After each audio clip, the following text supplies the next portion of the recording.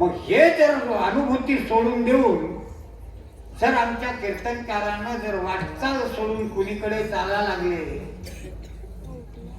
त्याच्यात मोका ढोरात काय फरक आहे?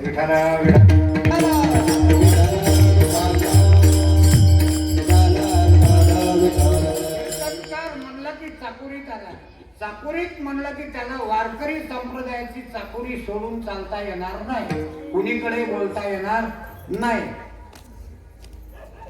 तुम्ही म्हणसाल कलापतीतल्या जर गोष्टी सांगतो तर ती त्याची वाटचाल नाही आहे. वारकरी मार्ग जाऊन गेले आधी,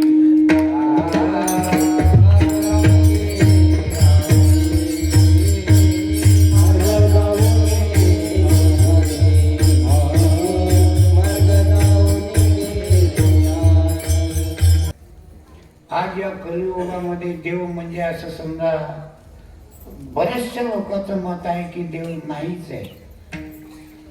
देव नाहीच आहे. देव आहे की नाही तरी अंदाज तुमचं मत काय? देव आहे पण कुठं आहे सांगता येत नाही, तो दिसत नाही. मग जी वस्तू दिसत नाही ती वस्तू असते का? खरं बोला आता. जी वस्तू दिसतच नाही ती वस्तू असते का?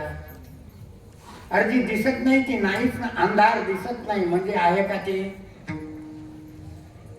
बरं अंधाराला पकडता येते का? बरं अंधार दामटवायसाठी काही काड्या लागतात का? अंधार दामटवायसाठी कुठे काय तलवारी लागतात का? अंधार पळवण्यासाठी कुठे काहीतरी लागतं का? दिवा लावणे ना अंधार पळवणे.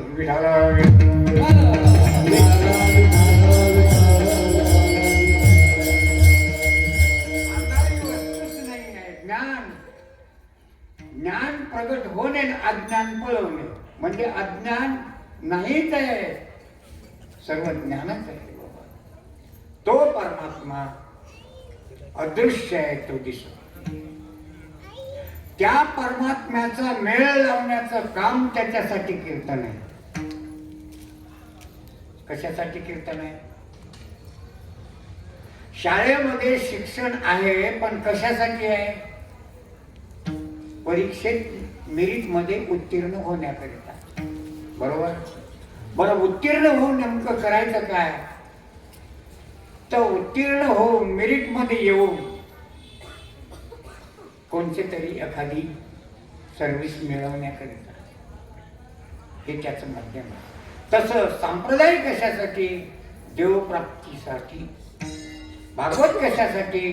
देवाच्या प्राप्तीसाठी. तीर्थयात्रा कशासाठी? देवप्राप्तीसाठी. हे मंदिरे कशासाठी? देवाची अनुभूती प्राप्ती होण्यासाठी. का दुसरं काही माध्यम आहे? ट्युशन कशासाठी? मुलगा उत्कृष्ट पास होण्यासाठी. मग कीर्तन कशासाठी? पासच व्हायचं आहे ना. देवप्राप्ती होणं म्हणजे पास होणं. जर तर समजा मला वाटते कमीत कमी या सप्त्याला हरिभक्तपरायण परमपूज्य गुरुवर्य बाबारावजी महाराज पिंपरीकर, सूर्य पिंपरीकर, त्यांचा इथं भागवत सप्ताह नेहमी आहे. तेव्हापासून सरासरी मला तर वाटते 70-75 वर्ष झाले. किती वर्ष झाले? 70-75 वर्ष झाले. म्हणजे अमृत महोत्सव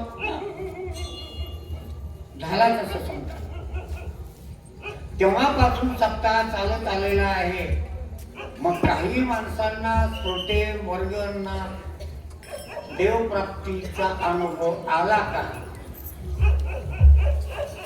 एखाद्या हातवरी करून दाखवा. मला तर दिसतही नाही पण हात तर वरी कोणीच केला नाही. म्हणजे मग आपल्या सप्त्याचा खर्च फुकट गेला का?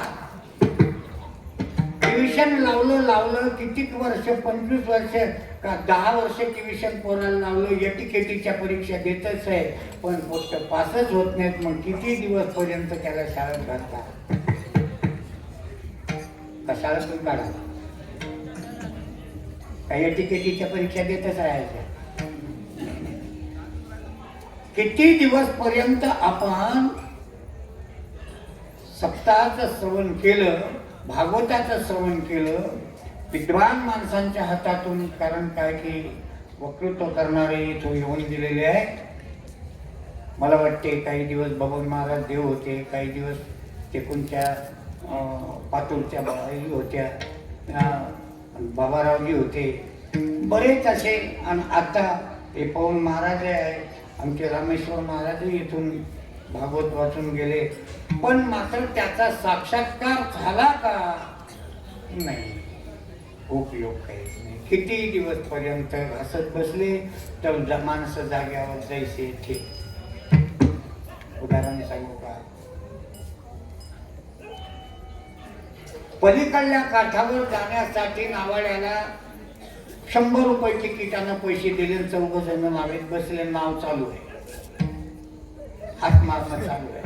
सूर्योदयाबरोबर लग्न आहे, आम्हाला तिथं नेऊन घाला, कोरोनाचा प्रेड आहे, हरकत नाही. तुम्हाला सांगतो, सूर्योदय झाला तरी ती नाव पाण्यात आणणं चालू. का सूर्योदय तर झाला, माझ्या लग्न तर लागून गेलं. मग आम्ही रिकामी बसलो का, घामा झोकील झालो 2 जण. मग नेऊन केव्हा घालणार? रिकाम बसेल का, मागं करून पाहिजेत नाव बांधेल, झाडात बांधेल तशी हातच मारणं चालू. तसं किती काही दिवस आपण काय काय नुसतेच काय चाटू मारायचंच काम करायचं का? नाव पलीकडल्या तीराला थडीला जायला पाहिजे. कसं, ज्याला सायुज्य तट म्हणतात, त्या सायुज्य तटाला जाऊन पोचली पाहिजे नाव. त्याच्यासाठी हा प्रयत्न आहे, त्याच्यासाठी हा सप्ताह आहे. जी अदृश्य शक्ती आहे ती तुम्हाला त्याची अनुभूती आली पाहिजे. विठ्ठल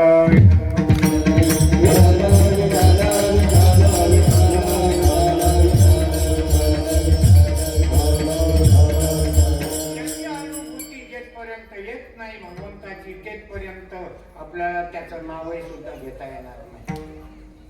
अहो, लग्नच झालं नाही, मुलीला म्हणे घ्या नाव. लग्न झालं नाही तर नाव घेता कसं? घेता येईल? काही काही कुमारी का मुली नाव घेतात, पण ते दुसरंच काहीतरी त्या मधात घ्यायचं. आता हे या पुयाने म्हणलं, या नवरदेवाला नाव घ्या, तर कोणाचं घेईल? इकून तिकून एखाद्या कोणाच्या घरचं घेतले ते बजाडेल ना, मुका बसेल का? काय नाव घेता येणार नाही ना.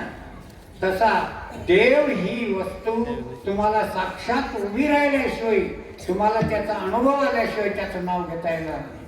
आणि सौभाग्यवती बनता येणार नाही. सौभाग्य सुंदरी ब्रह्मरा, गळ्यात माल घाला, पण केव्हा? मालक केल्यावर. तुम्ही मालकच केलं नाही तर मंगळसूत्र बांधता कोणाचं? मोकाट बांधता येते का? माळ घालणं म्हणजे मंगळसूत्र. डोक्याला कुंकू लावा, तुम्ही आम्ही चंदन बुक्का लावा, पण केव्हा? सौभाग्यवान बनले तर. ते म्हणाल मग आम्ही काय सौभाग्यवान बनाय का? बाया थोड्या? अरे बाया नाही तर का माणसं थोडे आपण विठाला.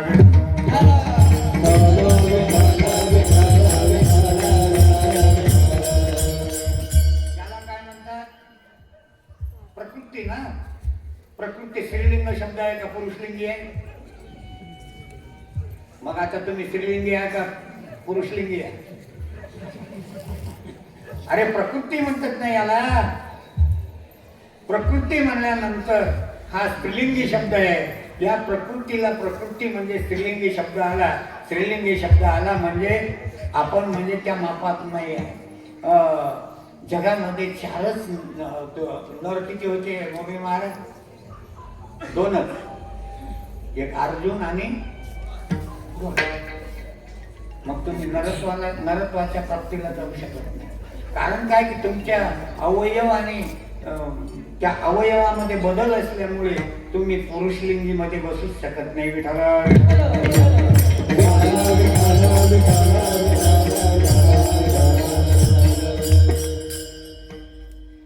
भगवत प्राप्ती झाल्या विना माणसाला अत्यंतिक दुःखाची निवृत्ती आणि परमानंद सुखाची प्राप्ती नाही.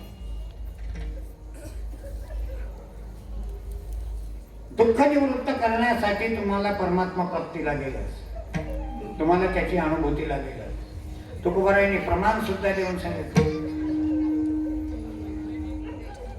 तेने विने जीवा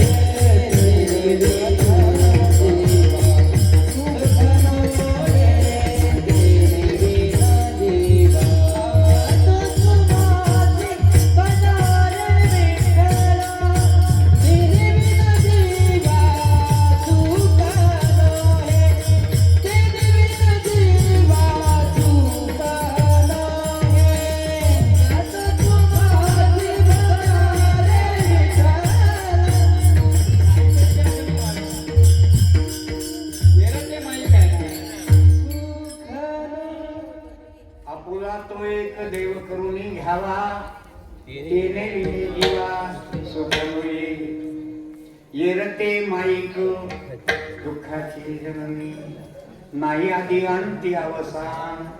बाबा एरवी जे आहे ते पसार आहे. आलं का लक्षात? एक परमात्मा सोडून जगामध्ये सर्व अवघे पसार आहे.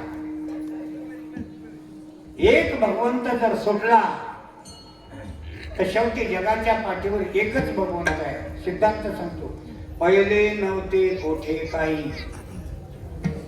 चंद्र सूर्य तारा नाही, अवघेच शून्य होते पायी, कानोबा तेरे ते ते ते ते ते होती ते व्याकरण आहे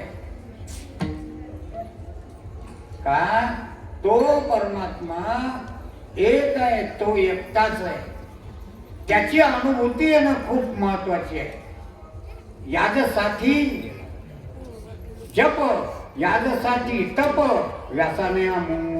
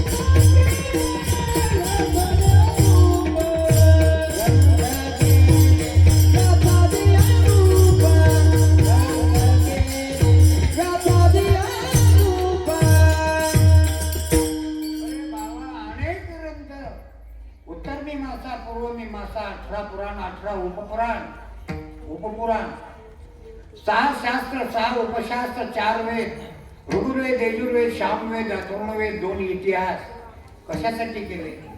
एका परमेश्वराच्या अनुभूतीसाठी.